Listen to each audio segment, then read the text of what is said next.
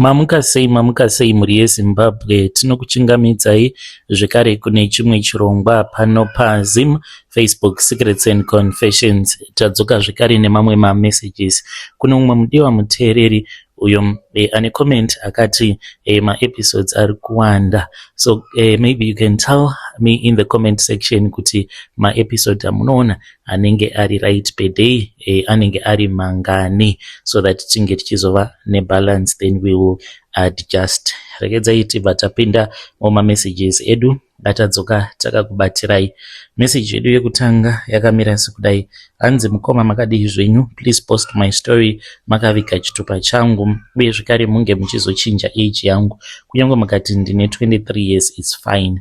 Mukoma nashi inini ndakaberekerwa Marusape, then ndokubva ndachizouya muHarare. Kukura kwandakaita mukoma nashi zvinhu zvainge zvakaoma, ndo zvakandipa shungu dzekuti ndinge ndichishingirira pachikoro, but education yemuZimbabwe munongozviziva wani kuti marara. Ndakapasa mukoma form 4 ndikatobudawo nema A maviri, ndokubva ndachizoshayirwa mari yekuti ndinge ndichizoenda form 5.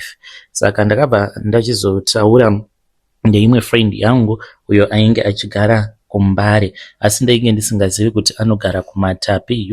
Ndakazoti ndava muHarare ndazoenda naye kwaainge achiti ndiko kwaanogara. Ndakashamisika mukoma, ndikati kwakadai handikwanisi kuti ndige ndichigara.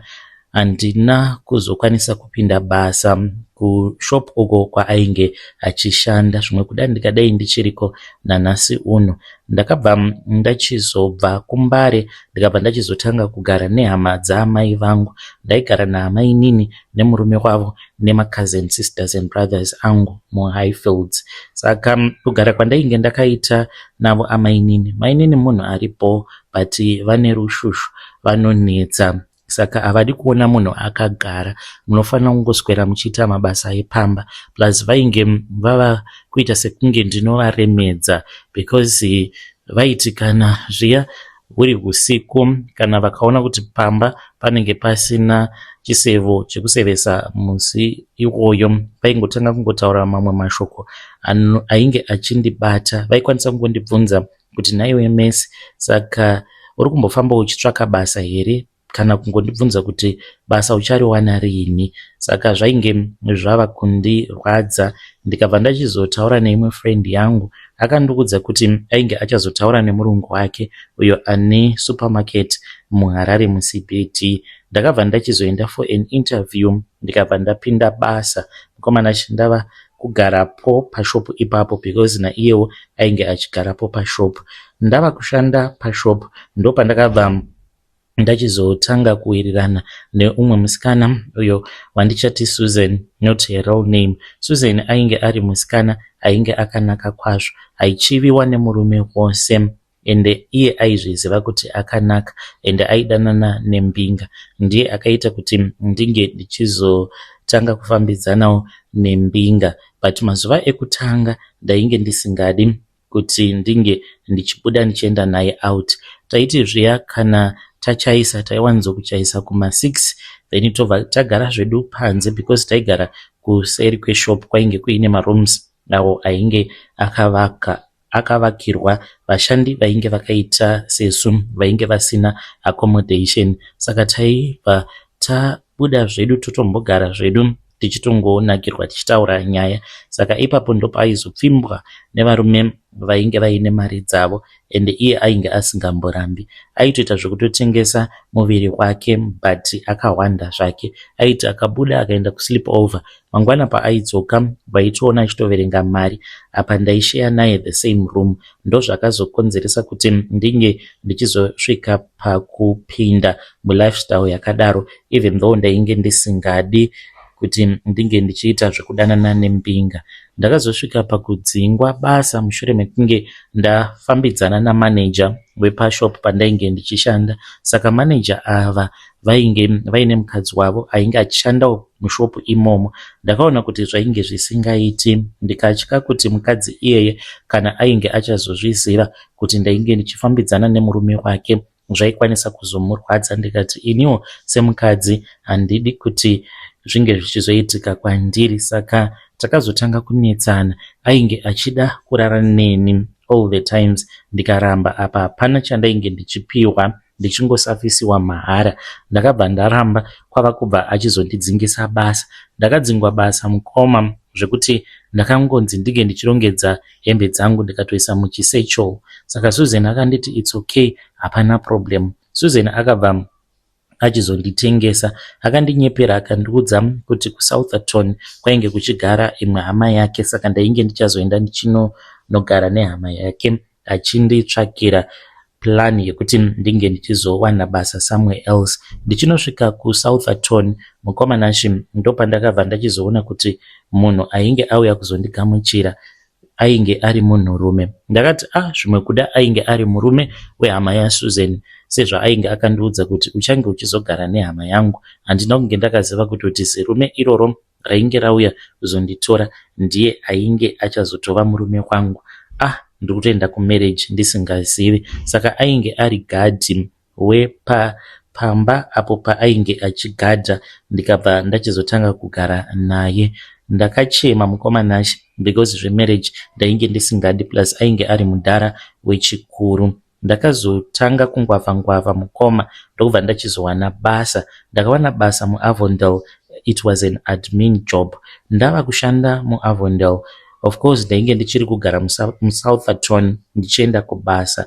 Then I had an encounter neumwe murume uyu ainge akambodanana naSusan. Ndaimuziva neBenz yake yeblack. Saka takangosangana. Ndainge ndatotumwa nemurungu kuti ndinge ndichienda kunotenga mafresh chips kumashops. Saka ndopandakaona motikari yemurume iyeye. Ndakaramba ndakaitarisa. Iyewo akabva andiona and he recognized me. Ndokubva atanga kutaura neni akandiudza kuti Susan ainge akamurwadzisa. Susan ended up dating his friend and ndo zvakazokonzeresa kuti vange vachizorambana. Saka he offered me a lift. Akandibvunza kuti how do I commute from Avondale ndichienda kuSouthampton. Ndakangoti zvakaoma, I am trying but hazvina kumira zvakanaka. He started offering me genuine help and aitongoti uri hanzvadzi yangu, ndinotongokuona as if you are my little sister. So I got so comfortable being around him. He started offering me lift. Ndaiti makuseni ndaingonyepedzera kungobuda pamba ndichiita sekunge ndiri kuenda kunotaimira bhazi, but mukomana ndaitova ndiine panzvimbo pandaitoziva kuti ndinonosangana nemunhu wangu, then obva achizondiendesa kubasa. Uye zvekare usiku ndaiunzwa kumba nemotikari, but aindidropa sometimes kumashop ndozofamba zvangu netsoka. Ndainge ndava kugara ndichingopiwa mari. Izvi zvakakonzeresa kuti ndinge ndichitanga kuva very rude kumurume wandainge ndichigara naye, because iye pachezvake mukomana ndainge ndisingatomudi, and sezvo painge pava neumwe munhu uyo wandainge ndava kuassociata naye, I just felt like this guy, he had served his purpose. Ndainge ndisingachadi nezvake. As for the guy wekuAvondale, zita rake ndichamuti Matthew ainge ari murume ainge ari mukuru kwandiri, but ainge aine mari. Murume akaita mukuru kwauri asi aine mari hazvizoonekwi. Wandainge ndichigara naye nekuda kwekuti ainge ari murombo, ndaitoona sekunge ainge achinditambisira nguva yangu. Saka tainge tava kugara tichingonetsana. Then akabva achizoona chat randainge ndakakanganwa kudeleta between me and Matthew. Akandirova, ndikafonera Matthew akauya kuzonditora. Akabva andibvunza kuti zvino ndainge ndichazogara kupi. Ndikamuudza kuti ndainge ndatofunga kuti ndinge ndichienda kumusha zvangu. Akanditi hazviite kuti unge uchienda kumusha, ndichakutsvakira kwekugara. Akatanga kutaura nemafriends ake. That was when paakabva achizoti ndafunga kuti tinge tichienda kuBorodale. Ndikati like right now. Akanditi we then drove mukomana from Southampton tikaenda kuBorodale. It was in the middle of the night. Takasvika pane pamwe pamba ipapo painge pakanaka. It was a double storied house. Saka akandiudza kuti imba yainge iri yefriend yake, and the guy, he was staying in Gweru. Ndikati koma Kim wamawana kupi? Akanditi since he is my friend sometimes ndinombopota ndichimbogara pamba pake. Ndikati ndo pamba paunoshandisa kana uine vakadzi vako? Already I was feeling a little bit jealous and he sensed it. Akauya ndokubva andihaga akandikisa. I did not even resist, but nekuda kwekuti musi iwoyo ndainge ndakakuvara nekurohwa, hatina zvatakaita. We slept peacefully in this other nice bedroom. It was a very big bedroom, like one of those bedrooms that you see muma movie. So I enjoyed being around him in that nice place. Apa takatodya nice food. He started taking me around a tour of Borodale. Kondainge ndisingatomboizivi kam. We then started dating. When we started dating, Mukomanashi, I think we stayed together for about 2 weeks. Asingandibati uye zvekare asingambokumbiri kurara neni. So I just wondered kuti sei munhu uyu asiri kuda kurara neni. Later on I realized kuti nekuda kwekuti ainge ari munhu akaromba, saka ainge asingadi kuti ange achirara neni apa ndainge ndichigara noumwe murume. Saka urume hwemurume wandainge ndichigara naye, it's obvious wainge uchiri mandiri. Anditi vanoti sometimes ukarara nemurume, urume hwake hunenge huchiri mauri even after 7 days. Zvose izvi ndainge ndisingatozvizivi kuti ndokusaka akazorambana nefriend yangu, because akaona kuti ainge achitokanganisirwa miko dzake. Apa panguva iyoyo ainge akandiudza kuti ndainge ndisingafanire kuti ndinge ndichiudza vanhu kuti ndainge ndichifamba naye. Kana masikati chaiwo tainge tisingafambi tose, aiti kana kuri kunzi pane zvandinenge ndichida mutown, it's either aingondiperekedza mutown, he would drop me off, then ndobva ndachizotenga zvandinenge ndichida, then I will call him and he would come and he would take me. Pasina kana nguva mukoma ndakabva ndachizotengerwa motikari. It was not a big car, it was just a normal small car. Ndakafara zvisingaiti, ndainge ndisimborina kana tarisiro yekuti ndingasvikawo pakuita license muupenyu hwangu, but akanditoresa license. But by then ndainge ndava kutodriver motikari, ndiye akatondidzidzisa. Ndainge ndisingazvizivi kuti ainge ari mwana waminista. Mukomanashi iye ainge asingatodiwo kuti ndinge ndichizozviziva. Saka nerimwe zuva mukomanashi tainge tabva mukunetsana after ndaona mapictures akagrebana neumwe musikana mufoni make. Saka paakati ainge achida kubuda, ndakabva ndati neniwo ndinoendawo. Akatomboda kunditsika nemotikari, but that day ndikati tinoenda tose. He then said, okay, it's fine, get into the car. Then we drove, tikabva tachizoenda kuGun Hill. Takaenda pane pamwe pamba, mukoma pamba apa painge paine heavy security. Takazoti takamirapo pagate, pakabva pachizosvika imwe motikari. Motikari iyoyo munhu ainge arimo ainge ari mudhara wechikuru. Ndakatarisa boyfriend yangu, ndikatarisa murume iyeye, and I saw kuti vainge vakafanana. And this man, Mukomanashi, I recognized him and I knew him as someone ainge achita zvepolitics. Ndikaramba ndakanyarara. Later on I asked him, akabva achizondiudza kuti vainge vari baba vake. That is how I found out kuti I was dating a minister's son. Saka iye amai vake vainge vari small house wa minister, ndivo vakazova vatezvara vangu. Ndakazobatira pamuviri, asi ndaiti kana ndikaita nhumbu idzodzo dzaibva within 3 months ndinenge ndatoita miscarriage. Zvakatanga kundishungurudza, kana vabereki vangu zvakatanga kuvashungurudza. Vamwe tete vakazoti zvimwe kuda ndainge ndiine manjuzu ainge ari pandiri. Vakazotaura neboyfriend yangu vakabva vati, izvi zvamuri kuita zvekuchaisana mapoto, munofanira kuti munge muchiuya munge muchiroora mudzimai wenyu pachivanhu chedu. Saka ndakazoroorwa, but kuroorwa kwangu Mukomanashi handina hangu kuda kuudza vabereki vangu, but painge pasitomborina kana hama yeboyfriend yangu yainge iripo. Ndakatoshamisika because akaenda akanondisiya kumusha, akati ainge achida kugadzirira, neniwo ainge achida kuti ndige ndichigadzirira. Akandiudza kuti ndainge ndisingafanire kuti ndige ndichiudza vabereki vangu kuti iye ainge ari mwana waMinister for Security and it was a secret of the family. Minister vainge vasingadi kuzivikanwa kuti vane mwana wemusango. Ndikati it is okay. Takagadzirira zuva remarooro rakati rasvika. Vakauya mukomanashi neconvoy yemotikari dzose dzainge dziri dzeblack, ainge ari maPrado ega ega aya mazihombe. Saka pavakauya mukomanashi takafara nekuti ndaitozviziva kuti he was going to impress my parents sezvo ainge aine mari. But ndakashamisika mukomanashi iye paakaburuka.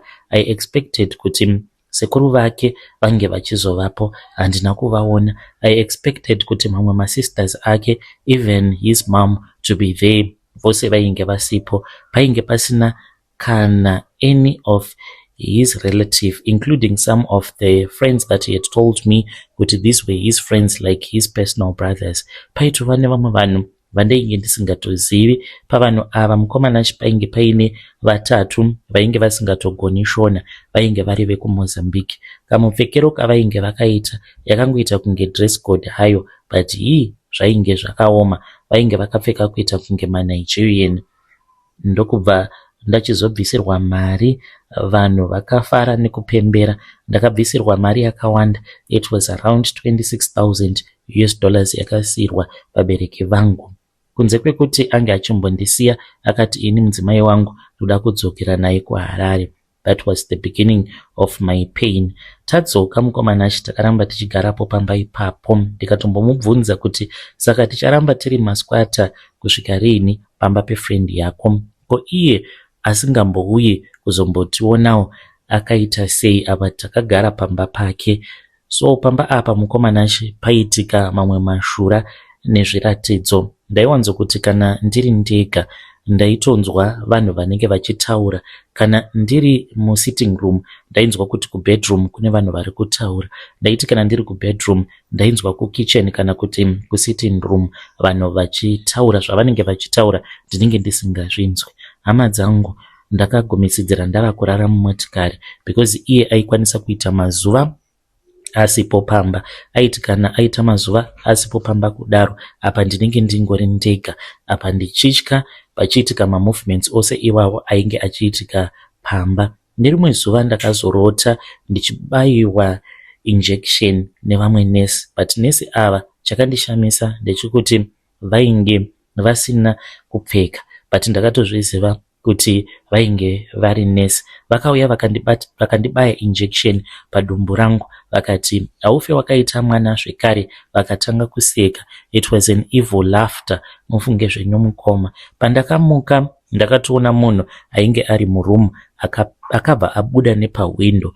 Ndakamhanya mukomanashi ndichibva kubedroom ndichinobuda ndikagara panze. Apa ndainge ndisina chandainge ndakapfeka. Ndakangotora gumbeze ndikaita usiku hwose ndakagara panze ndichichema.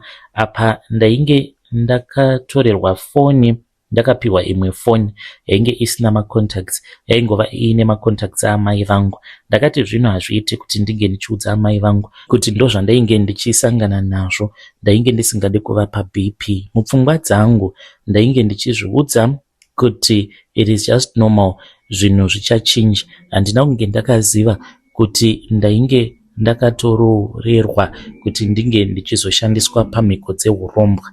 Ndokusaka ainge asina kuuya nehama dzake pakundiroora kwaakaita.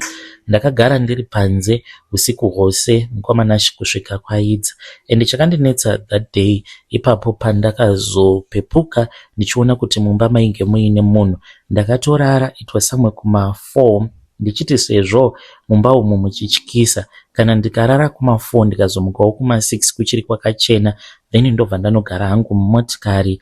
Ndaiwanzo kudhonza extension cable ndoisa TV mumotikari. Ndotanga hangu kuona TV ndirimo mumotikari nekuti ndainge ndichitya kugara mumba ndiri ndega.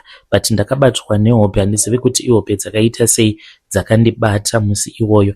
Ndikazomuka wainge watova usiku. Ndakatobuda mubedroom ndichitoita zvekutomhanyisiwa ndichinzwa kuti kwainge kuine kamwe kanhu kainge kachitondimhanyisa.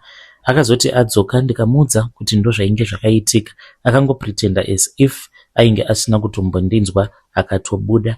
That was when my health issues started. Ndakaenda kuchipatara ndikaudzwa kuti ndainge ndiine nhumbu. After about 3 months nhumbu iyoyo yakangonyangarika. Ndainge ndava kungogara ndiri exhausted.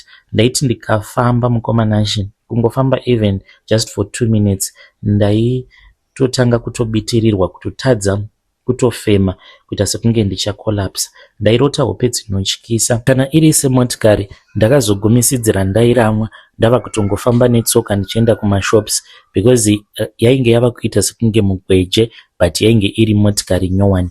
Iye aiti kana achiishandisa mazuva aanenge achifamba nayo yaisamboita kana problem kumupa problem. Mukomanashi ndakazotanga kuenda kuchechi in secret, apa ndainge ndisingatendedzwi kuti ndige ndichienda kuchechi.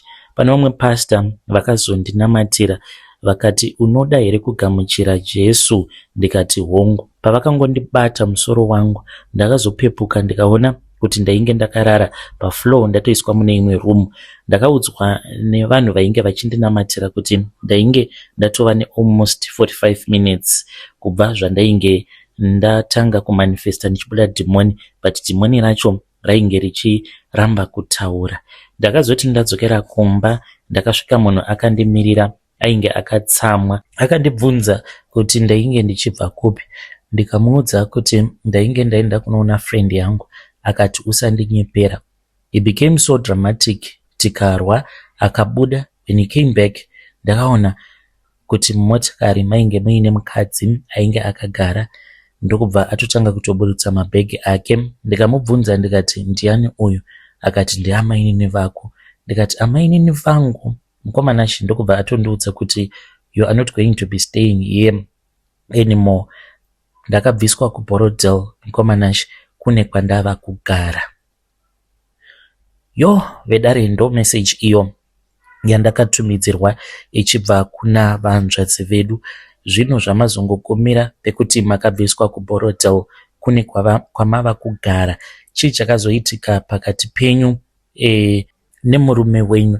Please, if you are able to come back, dzokai munge muchitiudza kuti muchizobviswa kuBorodale makazoendeswa kupi, muri kugara kupi.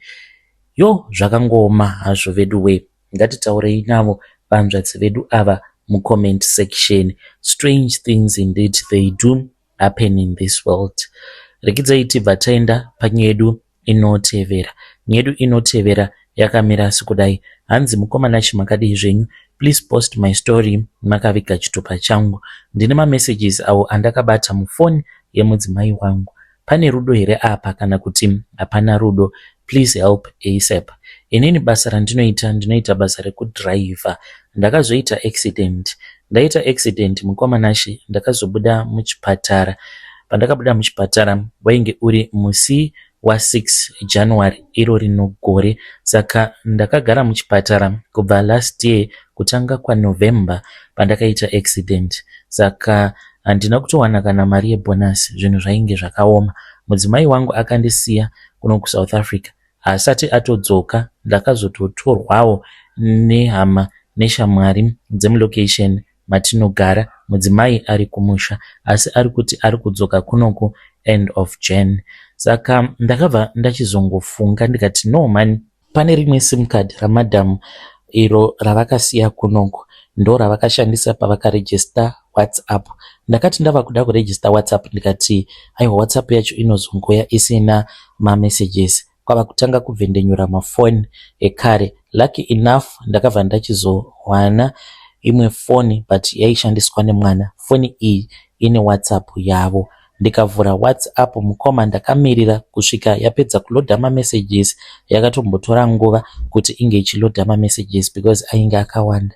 Saka pane dzimwe nhamba idzo dzavari kutaura nadzo. Nhamba idzi munhu wavari kutaura naye ndakambotanga ndichafungidzira kuti zvimwe kuda munhurume but munhukadzi because anototumidzira maaudio, but munhu uyu ari kuchando. Nhamba dzake ari kumhiri kwemakungwa. Ende chinondirwadza pamaconversation ose awo handiri kungomonita ndichivanzwa vachitaura vachitumidzirana mavoice note. Madhamu vangu vanotoratidza kutofara neaccident yakaitika nekukuvara kwandakaita. Mashoko akandirwadza andakanzwa achitaurwa nemudzimai wangu ndeyekuti ipo paya dai akatofa, ndikadai ndakatozorora. Mukadzi iye akatoseka akati, taura zvako, it's better to be a widow. Pane zvaainge achida kutaura but haana kuzozvitaura. I need advice kubva kune vedare renyu. Vanhu ava vanotaura zvekuti kana ukavhura chat unokwanisa kufungidzira kuti munhurume nemunhukadzi vari kutaura vose vanodanana. Mukomana she vanotaura, vanotumidzirana zvimagifu zvezvinyadzi, vanogara vachingotaura nyaya dzezvinyadzi. Kunyange pandakavhura chat hana yangu yakarova ndikati mukadzi wangu ari kutondihurira, but pandakazonzwa mavoice note ndikaona kuti kwari kutaura nomumwe munhukadzi. Namba idzi +44 dzekumhiri kwemakungwa. Ndakadzisevha samwe. Ndikuda kuti ndige ndichimubvunza mukadzi iyeye kuti ndiani, ishamwari yemudzimai wangu here? What is really going on? Because handisi kunzwisisa kuti chii chiri kuitika. Ndikuda kuti muri yeZimbabwe munge muchindibatsira. Ndichange ndichizotevererawo ndiri mucomment section. Vedare ndo message iyo yandakatumidzirwa ichibva kuna mukoma vedu. Zvakangoma hazvo vedu we, munoti kudii nhai muri yeZimbabwe. Anzi pane mamessages awo ari kupinda mufoni yemudzimai wavo but vari kutaura neumwe munhukadzi. Anzi mukadzi wavo akatoti dai zvakangofirapo paaccident. Anzi mumwe wacho akati zviri nani kuita widow. Pakaipa. Let us try to speak with our brother mucomment section tivape maadvices. Regedzai tibva taenda panyedu inotevera. Hanzi mukoma makadii zvenyu, please post my story makaviga chitupa changu. Nyaya yangu ngaive chenjedzo kune vamwe vanhu kunze uko. Whether unonamata kana kuti haunamati. Izvi ndo zvakaitika mainge muri mugore ra2014. Zvechokwadi vanoti unongopfuma kamwe chete. Kana watadza kushandisa mukana hauzombofi wakapfuma zvekare. Ndakaita mari mukomana kwenguva pfupi. Ndakaita lucky ndikawana chitupa chemuno muSouth Africa. Ndaiva ndiine mukadzi wandaifambidzana naye. Ndakazongoita mistake yekuti she set me up mukoma ende ndikazorara necousin yake and she found out ndokubva anondiblokesera chitupa. She was hurt. Handizivi, maybe rainge ritongori ziplani ravo because this was after tabva mukuapply a loan, a business loan. Tainge tiine machinery yatainge tichida. Ndipo pandakabva ndachizoona cousin yake akauya kuoffice kwangu ndobva atongokurura nhumbi dzake. Apa ainge aine munhu ainge aine body yainge yakanaka. Tikarara tose paya in secret. I was shocked. Mukadzi wangu ava kundibvunza nezvazvo ndikatoziva kutoti ndatonyura. Ndakadzingwa pamba sembwa mukoma, chekuita painge pasisina. Asi matambudziko angu haana kutangira ipapo. Kana mweya wakandigara wainge usiri mweya wainge utombori normal wekuti ndinge ndichizopinda masituation akadaro. Ndakati ndaita mari ndabva kutenga motikari yangu. Ndakatenga Toyota Hilux double cab yainge iri nyowani makore acho iwawo. Dzaitovawo motikari dzaitofamba nevanhu vane mari. Ndobva ndaenda kuZim ndichiti ndikuda kunoradidzawo hama dzangu. Mubhodha umu taitongodarika mubhodha so smart sezvo tainge tava nezvitupa. Ndaenda kumusha mukomana ndakashanyira hama dzangu. Saka pane urwere hwakazoitika mumhuri. Ndadzoka kunongo kuJoni ndikanzi nabankuru ndinge ndichidzoka kumusha. Ndakadzokera kumusha nekuti vanhu vainge vava kuti ndakaromba. Ndainge ndichida kuprova kuti kuromba ndainge ndisina. Saka pandakasvika pamba pavo bankuru painge patori nedzimwe hama dzainge dzakaungana dzakandimirira ini. Ndokubva ndachizonzi ndaifanira kuti ndinge ndichitsika tsvimbo yasekuru ivavo. Vainge vachida kuprova kuti ndakaromba kana kuti handina kuromba here. Ndakazonwiswa umwe mushonga wakandinzwisa dzungu nekurutsa same time. Zvose izvi zvichiitika ndainge ndiri munhu ainamata, but ndakazviita nekuda kwekuti ndainge ndichida kuprova point kuhama dzangu kuti handina kuromba, asi dzainge dziri nyasha dzaMwari. Mukoma ndanowiswa mishonga iyoyo ndakatanga kurutsa ndichinzwa kutsva. Ndakazodzoka kuno kuJoni zvikanzi mukomana haana kuromba. Taingomufungidzira kuti akaromba, haana kuromba. Ndadzoka kuno ndopakazongotenga kungoitika mamwe masituation andainge ndisingachanzwisisi kuti chii chainge chida kumbonyatsokuitika muupenyu hwangu. Zvadaro mukoma ndopandakabva ndachizorara necousin ye-ex-wife yangu. Ipapo midzimu yakabva yadambura mbereko zvechokwadi, yakandirasa mukoma kufuratirwa. Munhu akaenda akanoblokesa chitupa because ainge ari pakurwadziwa. Only after ablokesa chitupa ndopaakazoti I'm sorry, ndiri kutambudzika mubusiness ndiri ndega, and I know what I did was wrong as well and you also hurt me. Ndakamukumbira ruregerero. Pari zvino ndikangoti tiri tose hatisi tose, but chekuchaita hapana, because kuti mafingerprints angu aburitswe musystem panodiwa mari. Panotoda mari yakawandisa mukoma, close to 400k inodiwa kuti vange vachiwaipa mafingerprints angu musystem, nekuti hanzi zvinoda vanhu vakawanda. Saka imari yakawandisa mukoma Nash.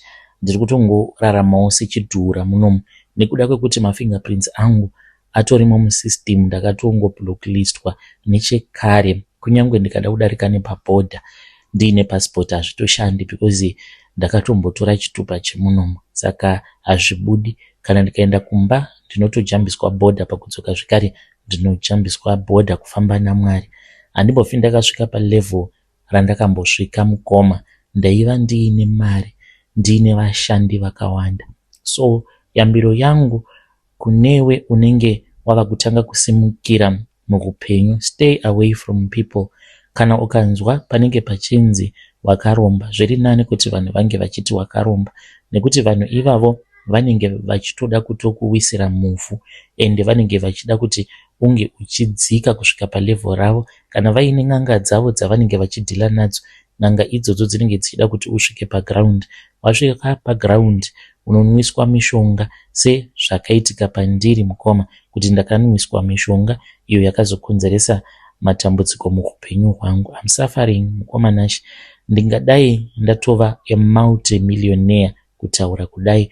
Ndainge ndiine tarisiro yekuti ndainge ndichazovhurawo zifactory rangu kuZimbabwe nekuda kwemachinery yatainge takatenga, asi zvakazoenda nepamwe. Vedare ndo message iyo yandakatumidzirwa ichibva kuna mukoma vedu. Vakanyora ivo vakati, mhandu yemunhu mutema, munhu mutema iri hama yako kana kuti shamwari yako. Zvakaoma hazvo veduwe, ngatitaurei navo mucomment section. Munoti kudii nenyaya yavo. Kana kuri kunzi zvakamboitikawo kwamuri, please come to our inbox and share with us your own side of the story. Kune vaya vanoti vakambofambidzana nadzo mbinga, come to our inbox as well and share with us your experiences that you had nembinga dzenyu, whether vainge vari vanhu vakaromba kana kuti vainge vasina kuromba.